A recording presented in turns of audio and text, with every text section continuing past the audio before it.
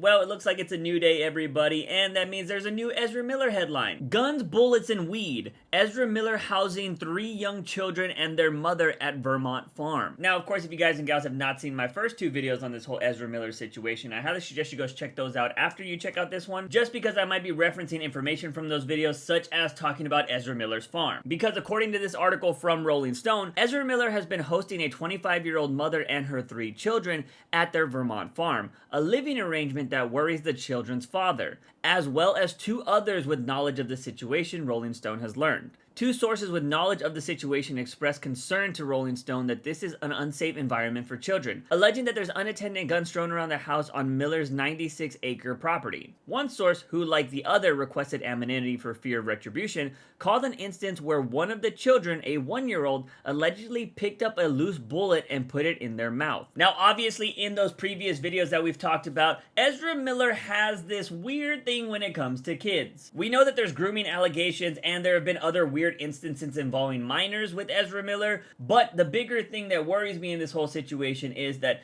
Ezra Miller does see himself as the second coming of Jesus, or something along those lines, but other people have said that he comes off as a cult-like leader. This current article by Rolling Stone does have more instances that kind of gives off that vibe, and paired with the other videos, I do feel like this whole cult-like thing could be happening. But again, this is all alleged, but I just want to say, you know, kind of just looking at all the pieces, it looks kind of sus. The mother who, like the father, Rolling Stone is not naming, claims that Miller has helped her escape from a violent and abusive ex. And Miller helped me finally have a safe environment for my 3 very young children. Ezra's home ranch has been a healing haven for us. They may have firearms for self-defense purposes, and they are stored in a part of the house that the children never go in. My kids are able to relax more into their healing because of the safety and nurturing Ezra has been providing for them. The one thing I do find interesting here is that this woman and her children are from Hilo, Hawaii. By the way, people have been correcting me on that pronunciation of Hilo, but that's how Google tells me to pronounce it. So is it Hilo or Hilo? Let me know. Anyways, like I said, this has been going on since mid-April. If you go watch those other videos, you also know that Ezra's been having a lot of problems with the police in this particular part of Hawaii. What I find very interesting is that Ezra Miller does have this farm in Vermont, which is on the complete opposite side of where Hawaii would be, but it does seem that Ezra has this weird fascination with people from Hawaii. I don't know if he is able to see himself as this godlike person to these people.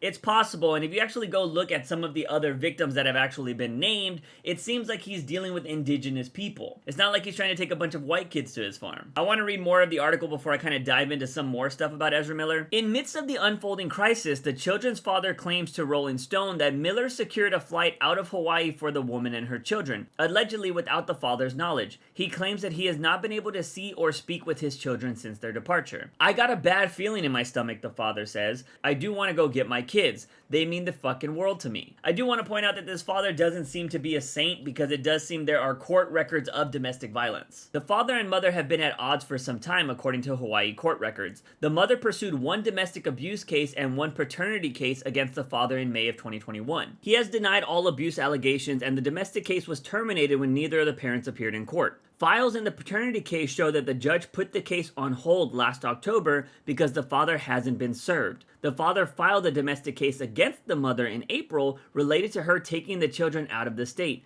That case is pending. That's pretty much as far as the domestic violence stuff goes in this article, and I do want to say that those kind of situations can be kind of tricky, so there is some cause there on why the mother might want to leave this whole situation, but that doesn't mean that Ezra Miller's a saint in any way. The reason why I say that is because I think Ezra Miller is a master manipulator. I'm not too sure if any of y'all have personally met somebody that is a master manipulator, but they love, and I mean love, to prey on people that are in vulnerable situations. So if this woman was in an abusive relationship, Ezra Miller comes in here and be like, oh, I have this farm, it's really big in Vermont, if you and your kids want to go hang out, you'll be safe, blah blah blah, you'll be protected. He could say everything she wants, and she could be like, oh my god, this celebrity is going to pay for me to have a better life. Why wouldn't she think that that's a better idea than her current situation? And with Ezra Miller having the money to do all of this, it's so much easier to manipulate manipulate people because you're like, hey, you don't need to pay anything. It's not like they're being robbed. It's like, no, I'll buy you the tickets. I'll give you the place to stay. You'll totally be safe. It's just a place to heal and better your mind spiritually. Spiritually. This is what some of these people do. They give you a safe space to help you heal,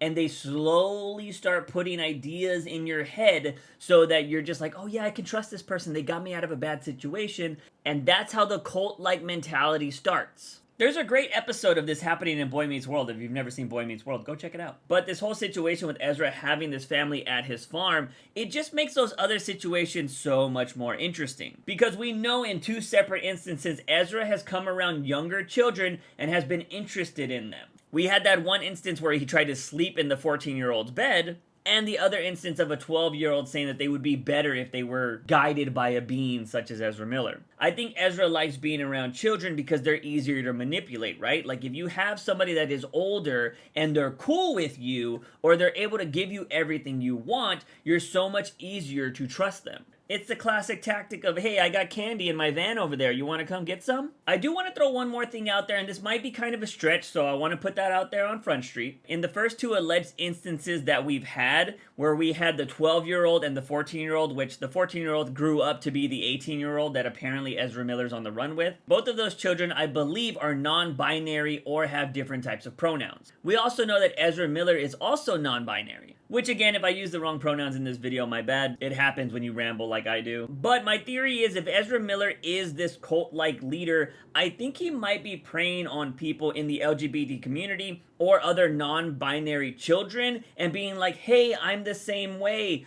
I know how to relate to you. We need to stick together and just be a cohesive group of people. I can be your leader and make you the best person possible. Anybody in the LGBT community or anybody that has suffered with identity issues will tell you that is something they suffer with. So again, if Ezra Miller is this master manipulator that some people are putting out there, he could be using the identity issues of people going through, I guess, identity issues. I don't know, I was gonna say people figuring out what their pronouns are, but I could easily see Ezra manipulating those type of people because they're trying to figure out who they are. Ezra, an older person who they might see as wiser, has been like, I've been there, I know what you're going through, listen to me, and I will guide you. It's pretty terrifying if you think about it that way. With all that out of the way, let's jump back to the article because there's still a little bit more here. The mother says she is still living at Miller's farm with her children. The 2 sources who confirm seeing the children there with their mother describe it as a chaotic environment that is unsafe for children. Video footage from April reviewed by Rolling Stone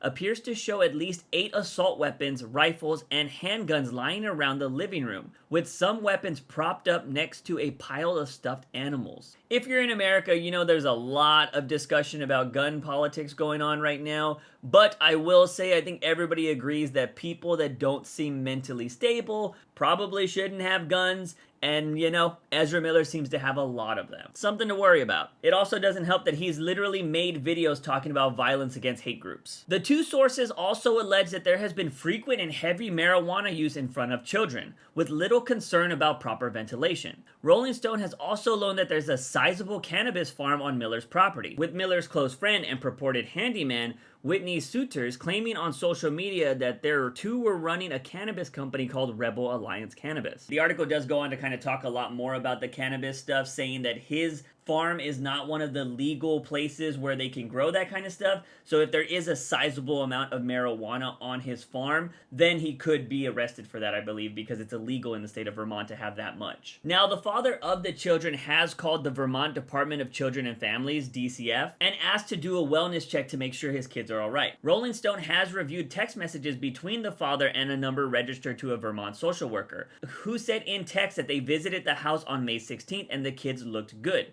noting the worker had more work to do. It's not clear if the social worker returned to the home. In a request for comment, DCF said it does not provide information regarding visits to homes. Vermont State Police did not respond to a request for comment. The rest of the article kind of just goes on to rehash everything we've talked about in those other 2 videos, but one thing I do want to point out, according to this Rolling Stone article, is that Takata, which was the 18-year-old we spoke about in the other 2 videos, goes by a different name now. In this article, they're referring to Takata as Gibson. So rolling with that name, Gibson has said that they have suffered emotional and psychological manipulation while living with their parents. This would be the Ironside parents. If you're getting confused by any of this stuff, go check out this video. This video mainly does with him not being in the Flash. I do feel like some people might try to defend Ezra Miller at this point still and be like, y'all are just throwing out accusations. He's just trying to be a good person and help people. And hey, that could be possible. And if that does happen, if it comes out and it's true that he is just helping people, he's right in his mind and nothing crazy is going on, I'll make a follow-up video and tell you I'm wrong, because I think enough people don't do that when they are proven to be wrong, a la like the Johnny Depp stuff. But I do want to point out that those are two different situations.